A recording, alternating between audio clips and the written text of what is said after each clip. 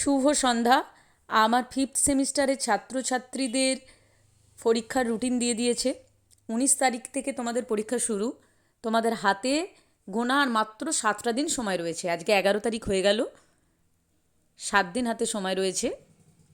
আর বেশি সময় পাবে না, আজকের দিনটা তো চলেই গেল। তোমাদের আমি CC12-এর সংক্ষিপ্ত প্রশ্নের কোনো সাজেশান আগে দিইনি, এইটি কিন্তু আমার মাথায় ছিল। বাকি সমস্ত কিছু সাজেশান আগে থেকেই দিয়ে দিয়েছি। তোমরা কেমন পড়াশোনা করছো আমি জানি না, এবারে তোমাদের দিক থেকে সাড়াও আমি খুব কম পেয়েছি। দু একজন একটা দুটো প্রশ্ন করেছো, আমার নিজের ব্যস্ততার কারণে তোমাদের উত্তরগুলো দিয়ে দেওয়া হয়নি। আমি দিয়ে দেবো মোটামুটি দু একটা উত্তর তোমরা যারা চেয়েছো, কিন্তু বেশিরভাগ ছাত্রছাত্রী একেবারে চুপ। হয়তো তোমরা খুব বেশি পড়াশোনা করেছো, তোমাদের কোনো প্রয়োজন নেই, সব মিটে গেছে, কিংবা তোমরা একেবারেই পড়াশোনা করছো না, তাই তোমাদের সমস্যাটা কোথায় তোমরা জানতেও পারছো না। এই যে সংক্ষিপ্ত প্রশ্নগুলো দিলাম, এইগুলো বেশ গুরুত্বপূর্ণ প্রশ্ন। কয়েকটি সালে পড়েছিল যেগুলো, সেগুলোই দিলাম। 45খানা প্রশ্ন দিয়েছি, জলের মতো মুখস্থ করো। এখান থেকে কয়েকটি পাওয়ার চান্স আছে, সমস্ত কিছু কিন্তু পাবে না, কারণ প্রশ্ন কিন্তু লাইন তুলেই দেবে, খুঁটিয়ে প্রশ্ন হবে। সেই কারণে তোমাদের টেক্সের লাইনগুলো ভালো করে একটু চোখ বুলিয়ে নিও। টেক্সের লাইনগুলো অচেনা থাকলে তোমরা কিন্তু প্রশ্ন উত্তর পাবে না। তুলনামূলকভাবে কাব্য জিজ্ঞাসা থেকে প্রশ্ন সোজাই থাকবে, ফ্ল্যাট প্রশ্ন থাকবে।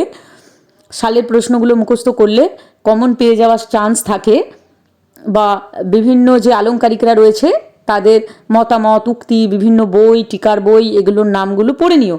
কিন্তু প্রবন্ধ থেকে লাইন তুলেই প্রশ্ন দেবে। এখানে আমি গুরুত্বপূর্ণ কিছু লাইন তুলে প্রশ্ন দিয়ে দিয়েছি। এখান থেকে বেশ কয়েকটি কমন পাওয়ার তোমাদের চান্স আছে, কিন্তু সমস্ত প্রশ্ন কমন পাবে না। 15টা প্রশ্ন দেবে, 10টা কমন পেতে গেলে তোমাদের আরও একটু ডিটেল পড়তে হবে। বইয়ের টেক্সটগুলো একটু খুঁটিয়ে পড়ো, যে লাইনগুলো গুরুত্বপূর্ণ সেই লাইনগুলো পড়ো, বা তোমাদের কাছে বিরূপদ মালিকই বলো, চৈতন্য বিশ্বাসী বলো, যার যার কাছে যে সমস্ত বই রয়েছে সমস্ত শর্ট প্রশ্ন খুঁটিয়ে পড়ো। কারণ শর্ট প্রশ্ন যদি তোমরা খুব ভালো করে লিখতে পারো, শর্ট প্রশ্নগুলোই কিন্তু খুব গুরুত্ব সহকারে দেখা হয়।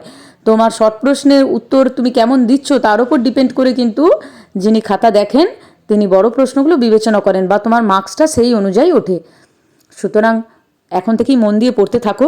আশা করছি CC11 নিয়ে তোমাদের তেমন কোনো সমস্যা নেই। DSC পেপারগুলোতেও সংক্ষিপ্ত প্রশ্ন সব দিয়ে দিয়েছি, শুধু বাকি ছিল এই CC12টা। সেখান থেকে 45টা প্রশ্ন আমি দিয়ে দিলাম। আমার হাতে যদি আরও কিছু প্রশ্ন আসে আমি ঠিক সময় মতো দিয়ে দেবো।